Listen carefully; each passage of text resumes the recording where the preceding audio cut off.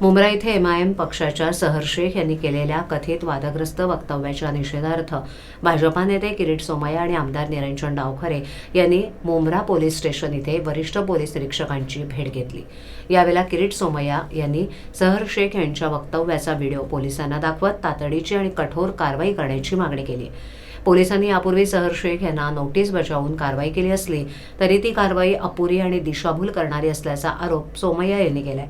नोटीशीत येणाऱ्या काळात वृक्षारोपण करून संपूर्ण मुंब्रा हिरवं करू अशा स्वरूपाची कारवाई नमूद असल्याचं सांगत सोमय्या म्हणाले की शेख यांच्या भाषणात कुठेही वृक्षारोपणाचा उल्लेख नाही, उलट मुंब्र्यातील 20% हिंदू समाजाला संपवण्याची आणि धमकवण्याची भाषा करण्यात आल्याचा गंभीर आरोप त्यांनी केलाय।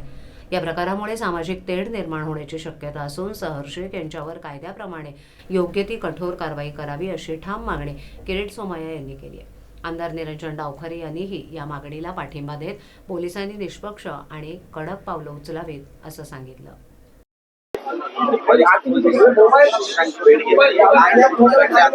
पुन्हा एकदा या नवीन मुस्लिम लीग म्हणजे एमआयएमच्या नेत्यांनी दिशाभूल करण्याचा प्रयत्न केला आहे। पोलीस स्टेशन येथे निरंजन डावखरे आमचे स्थानीय प्रमुख भगत साहेब आम्ही तक्रार दिली आहे।